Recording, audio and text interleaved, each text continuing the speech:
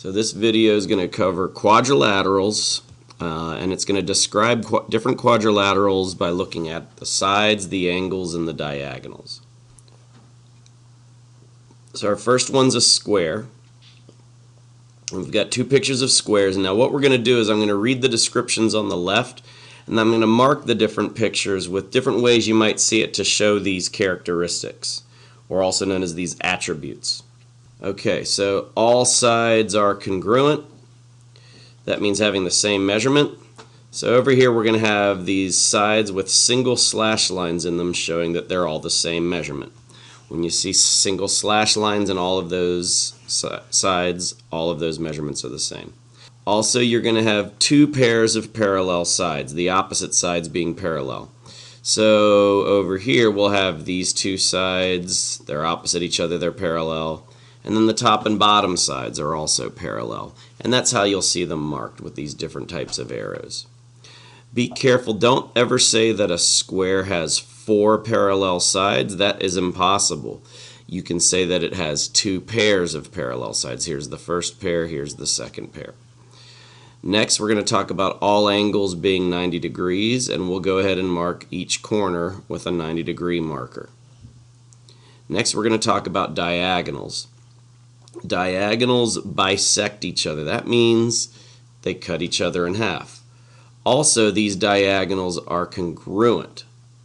So two things here. We've got the entire diagonal being the exact same measurement as the other diagonal, and then the way these are marked, that means that they are chopped in half. So this half is equal to this half, and so on.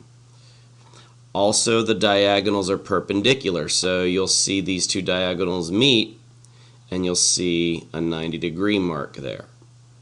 So that's the information for a square. If you want, you can do a screenshot of it. Good. Moving on. So next is a rhombus. I've got two pictures of a rhombus. Regarding sides, all sides are congruent. So we're going to put in some markers showing that they're all the same sides. And then they also have two pairs of parallel sides, just like squares. So opposite sides are parallel. Two pairs of parallel sides.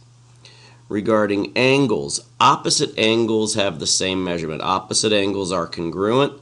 So you'll see things like this. You'll see a single arc opposite a single arc. And then in these other corners, you'll see a double arc and a double arc. That means their measurements would be the same. Those are the opposite angles. Diagonals. The diagonals are not going to be congruent, but they will cut each other in half. So they're going to bisect each other. So there's a diagonal, there's a diagonal. They're definitely not the same length, but they do cut each other in half. So you'll see these kinds of markings. This half is equal to this half, and then that smaller half and smaller half. And they are perpendicular. The diagonals are perpendicular, so sometimes you'll see a little square in there signifying that they meet at 90 degrees. So that's a rhombus. Once again, you can screenshot that if you want. Rectangles. So now we no longer have all sides being the same, but we have opposite sides having the same measurement. Opposite sides are congruent. So you'll see marks like this. A single is congruent to a single slash. A double slash is congruent to a double slash. And for rectangles, the opposite sides are congruent. So parallel sides, two pairs of parallel sides, you'll see them marked like this. That means they're parallel, and double arrows also mean that these two are parallel. All angles are 90 degrees. That means four 90-degree angles. Now we're going to talk about diagonals. The diagonals bisect each other. They chop each other in half, and they're exactly the same. They are congruent. So we have one diagonal, two diagonal, and they cut each other in half. And there you go, that's rectangle. So this is another one you'd want to do a screenshot of. Next up is a parallelogram. Parallelogram has opposite sides congruent. Opposite sides being congruent, you'd see these symbols. Two pairs of parallel sides, so here we've got double arrows and single arrows. The opposite sides are parallel, and opposite sides are congruent. For angles, you've got the opposite angles being the same, single arc to single arc, double arc to double arc. And then diagonals, they bisect each other. They cut each other in half. There's nothing else you can really say about them. They do chop each other in half, though. So this side's chopped in half, and then this double slash is the same as that double slash. But they're not perpendicular or anything like that. So that's a parallelogram. Next up is a trapezoid. A trapezoid has only one pair of parallel sides. So this one on the left is usually the one kids are used to seeing. They see the two opposite sides being parallel. These other two sides are not going to be parallel. Over here, this is the one that the kids usually don't remember or they don't realize because the top and bottom sides aren't parallel, but the vertical sides are parallel to each other. They would stay the same distance apart. Sometimes you might see some 90-degree angles, but it's not a rule. It's not like you have to have 90-degree angles. Sometimes it might happen. Sometimes you'll have diagonals be congruent, and that's fine, but it's not a rule. The only thing that's definite is the very first thing regarding the sides, one pair of parallel sides. You can do a screenshot of that if you want. All right, moving on. So now we're going to do a checklist. We're going to look at each shape and talk about all these different attributes. So one pair of parallel sides, the only figure over here that has one pair of parallel sides is going to be the trapezoid. Regarding two pairs of parallel sides, all the rest of these have two pairs of parallel sides. All sides being congruent, there are only two of these quadrilaterals that have all sides congruent, and that's going to be the rhombus and the square.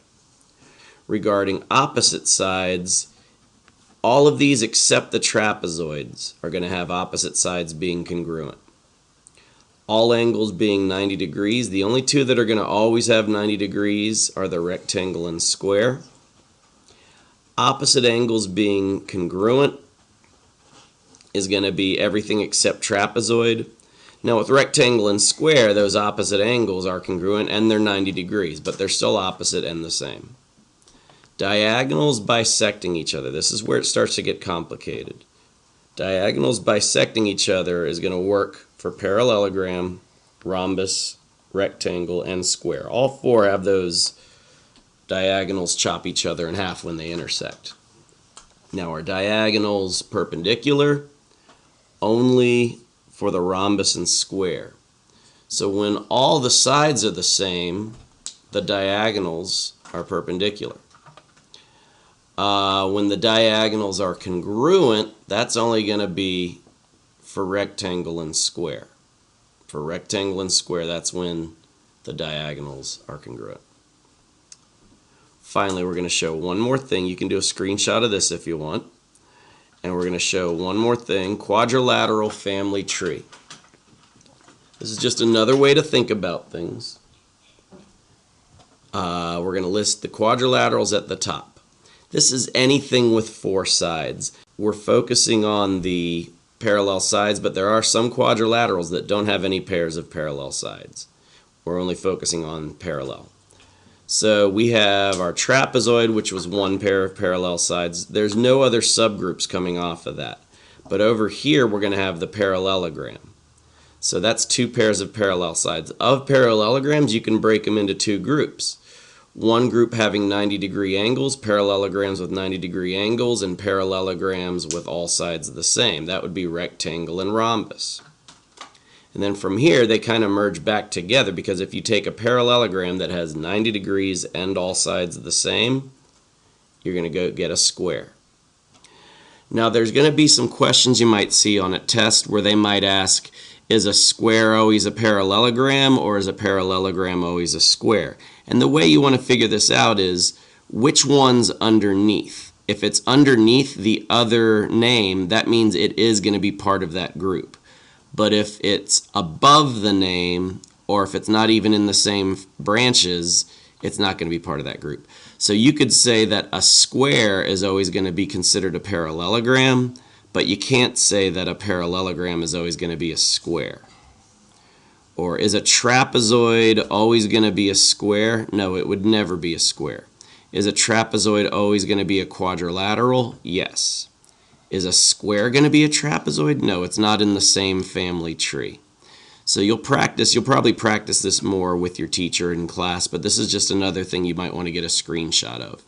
That's about it. I hope this helps. Best of luck to you. Bye. Excellent.